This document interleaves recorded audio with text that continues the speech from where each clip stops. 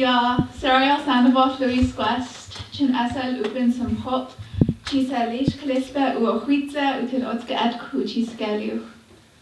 Hello everyone, my name is Sariel Sandoval, I'm 20 years old. I'm Bitterroot Salish, Upper Pondere, and Navajo, and I'm from Ronan, Montana of the Flathead Reservation. I'm currently a third year at UC Berkeley, majoring in mathematics and minoring in Native American studies. And I am so very honored to be here with you all. Bear with me, I'm not the best public speaker, so I get a little nervous. But I just wanted to share my experience with you guys about this case. It's been truly an honor to be able to share my experience about how climate change has affected me and my community, particularly how it's affected my tribal community, my family, my people, and our cultural practices and whatnot. So in the case, I talk about our cultural practices. So for like example, we have creation stories, coyote stories that are told during the winter when snow is on the ground. And because of climate change, that time that snow is on the ground has become much smaller, like a smaller interval. So it's become harder and harder to tell these stories, but it's really important because these stories, they tell us like who we are as Salish people, and they tell us like our morals and our like history and how we came upon this land. And so being able to share that with our community, with our children, is very important, and not being able to do that every year is really, really hard. Another thing I talk about is the access to our medicinal and traditional plants, which has been extremely hard to access because of climate change. So I don't know if you guys saw the photos on the screen, but there were two berry bushes right next to each other, and those were two huckleberry bushes. One of them was very, very healthy, big berries, beautifully green and whatnot. And then the other one was really dried out. It had like red spots all over the area, all over the leaves and whatnot. And where the photo was taken with the dried up plant was where I used to go berry picking as a kid. But now you have to go far and far up the mountains just to access, our yearly supply of food. One story I want to share with you all is a story that my elder used to tell us, or one of our elders used to tell us as kids. He explained that he went to the doctors one time and he got like a shot, like your vaccinations or whatnot, and the needle broke, right? And then he was like, oh, okay, try again, try this other arm. And so he did it again, needle broke. And he was like, well, you know what, I have, my medicinal plants, I have our traditional medicines. I might as well use that. We've been using it since, time immemorial. And as an adult, I'm like, he probably exaggerates a little bit with the needles. But the moral of the story is our land has always been there for us, taking care of us, keeping us healthy, keeping us fed, keeping us clothed. We as Native people have a strong, connection to that land, and that's something that I have been raised with. It's a relationship. It's not just something you can use and throw away. It's, we're all here because of it. So we just have to take care of it. Lend lunch.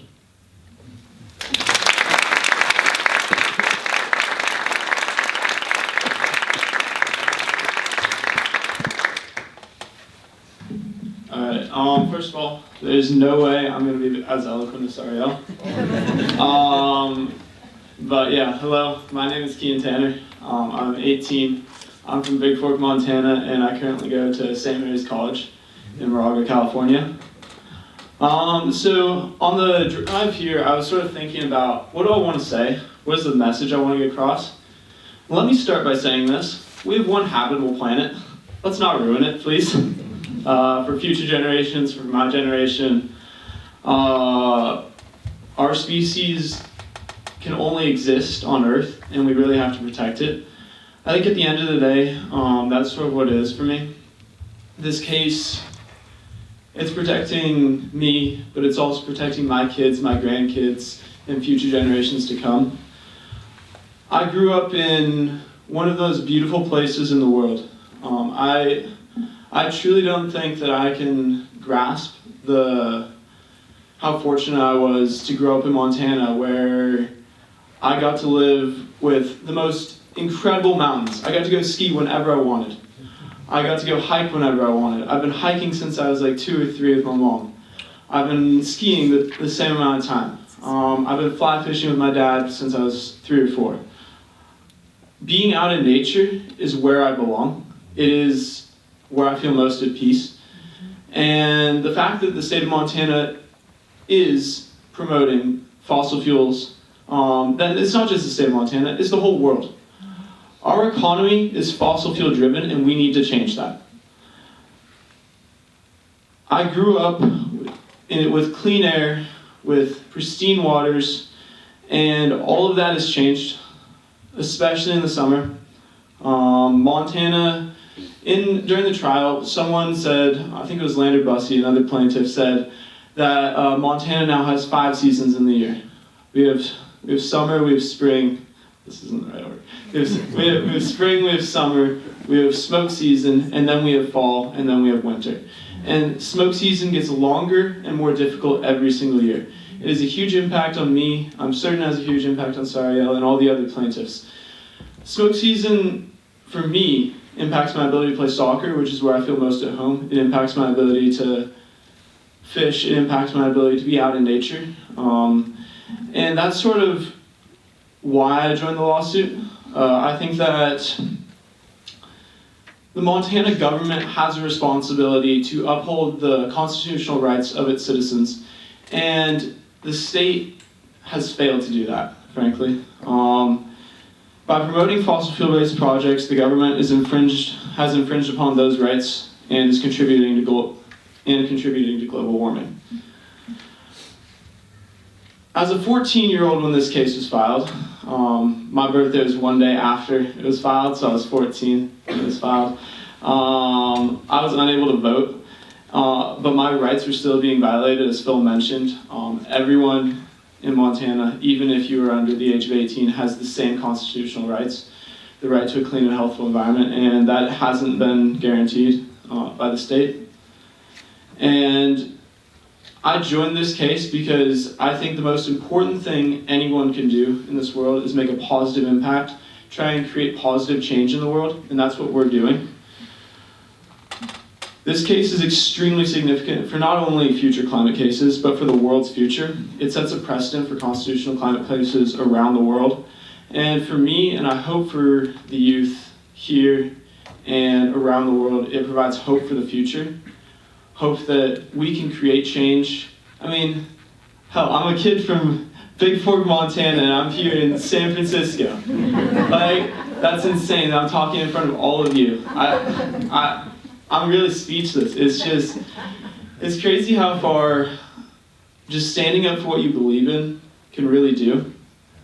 And it isn't for me. I didn't want this responsibility, obviously. I didn't want to have to deal with climate change. I don't think anyone does. But at the end of the day, I'm happy that it fell on my shoulders. I'm happy that it fell on our shoulders because I wouldn't want anyone else to deal with this. And I think that my generation, the future generations, if we act right now, I need all of your guys' support. If we act right now, we can fix this and we can save the planet, we can save future generations, and create a sustainable future. Thank you.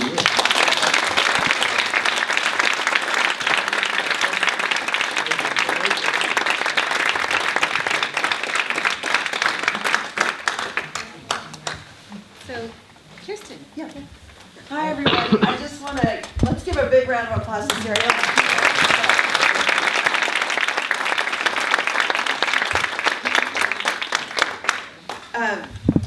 We do have time for a few questions, and so we wanted to invite the audience if you have any questions or anything you'd like to ask yeah, we'd love to invite you all up here.